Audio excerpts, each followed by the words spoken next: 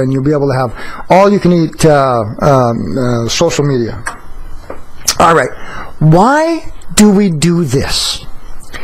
Okay, here's my motto. Because computer operators deserve a place on the web that views the operator's health and well-being as just as important as the technology they're working with. You ever had this experience? You're working on your computer. Your hard drive dies. You might have a headache. You might be hungover. You might be hungry. But if your hard drive dies, your computer is going to get attention immediately. You won't get attention immediately. You're the human. You can take care of yourself.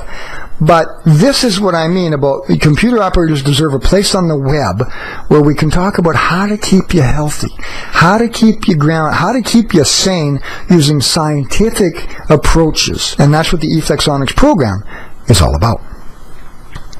Now, let's talk about credibility and training for a little while, shall we? Because nothing drives me crazy than somebody saying, oh, I've got this concept, but I don't have any training on it. That's where I think some of the new age and okay, dare I say it, and I'm going to offend the reflexologists now, until just very recently, a couple of years ago, BC did not have an accredited reflexology board. They had RAC, Reflexology Association of Canada, but you couldn't take it as a full-time college course. Now, Yvette Eastman, my instructor, was teaching it as a full-time college course. So it had more credibility because she's a professional and she's been author of 10 books and she's been in the business so long. But she had to go through a lot in order to get that delineation or to get to that level where she could teach through the post-secondary education. So, you know what?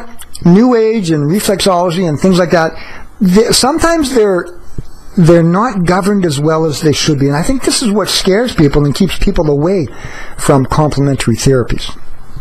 So, here we go. Credibility, what credibility do we have? I graduated, I went to college. I loved college. I loved electronics college. And I got a B+, and it was so much fun. I went to school 1 full year, and we studied, I got a diploma in electronics, telephony, and computer repair. And let me tell you, I had some of the best teachers I have ever had. One fellow, his name was Barney Heine. He did his thesis at Boeing, and he worked for NASA for 10 years. So you want to talk about a person that knew his stuff. And him and I would talk about holistic health. And, and I'll give you an example of this. One day I went up to Barney and I said, Barney, these people that wear, the brass bracelets, the copper bracelets, do they really work? And Barney sat down and he said, well, let's think of it logically. This was a brilliant guy. He was a genius. He said, when you wire a house, when you build your own house and you wire a house, what do you do? How do you control the electricity? And I says, well, you put wires through. He said, no. Do you ground the house? I said, well, of course. He said, yes. You take a metal rod, and you jam it, and there's code for that. You jam it about, I don't know, the code is 6 feet into the ground, or 8 feet, or 10 feet. You have to go a certain amount to go to ground, right? So you put this rod into the earth, and then you attach a wire. And what is the wire almost always made of when you ground a house? And I said, well, copper. I said we use copper to ground things, and then we also use copper as a ground wire in the house's infrastructure on the network of electrical. He said, exactly. He said, so they suspect that when there is pain in the human body, that the human body does have an electronics system, an electrical system as well. When your body produces pain, the popular theory is that your body will produce an overvoltage in the area that has the pain. So he said people that wear the copper bracelets, he said what happens in a house when there's overvoltage and they want to protect it and go to ground, the stray energy or the electrical will go to ground and go to that copper wire and go into the ground and be dispersed. He said, I can see the logic of someone that has arthritis and has painful joints wearing a copper bracelet, because he said, let's think about this. If you're in pain and your body at that particular place of pain is producing voltage, an abundance of voltage, maybe that copper is helping to ground it. That's why people will often say, I'm wearing a copper bracelet. My pain threshold has gone down. It may not be a belief system. So I thought that was really interesting. So here's a brilliant man that worked for NASA that lived his life being extremely logical, but then he said this to me, and I thought, well, isn't that refreshing? But we still want to ground our belief systems in the eflexonics program in logic and scientific facts. So my short way of saying, my long way of saying, I went to college for a year and studied electronics. So I worked for, and after I got my diploma, I got a great job with a company called SHL. And I was there for 5 years. And we were farmed out to IBM, HP, AST, Toshiba, and Microsoft. And what we did for those companies is this. We were hardware break-fix people. We worked on the networks. We worked on the rollouts. If they had to do, say they were opening a new branch of a bank, or the government, we had government contracts, we had the airport contract, we would go and install their software, their everything. We would do the hardware, we would do the software, we would do the servers, we would do their networks, and we would even do their mobile computings as well.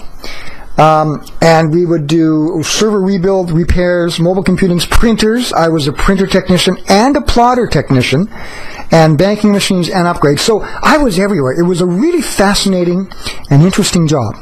One day you were ripping out video inverter boards off an IBM mobile computer, and the next day you were working on, next day you were working on a Toshiba, so you were all over the place. So it was really varied. And then the day after that you were working on HP printers, and the day after that you were working on big plotters.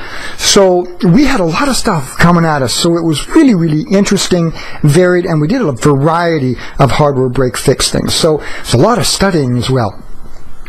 So I was also a second-level technician support for Hewlett-Packard. Hewlett-Packard is a great company, and they make a fantastic printer. If you ever have occasion to take a look and buy an HP printer, I would always advise that if you're going to get a printer for a business, get a heavier duty printer, because did you know that as soon as you get a heavier duty printer, you also get a heavier duty warranty? Oh yes, absolutely. And when I was working at the call center, spend a couple $100 on a LaserJet printer, yeah, you'd have to take it into the shop. But if you spent, $600 or $700 or above, quite often you could get a warranty where they would come to you.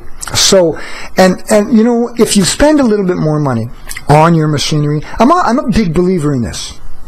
Pay for quality once. Because they're going to pay for junk over and over and over again, right?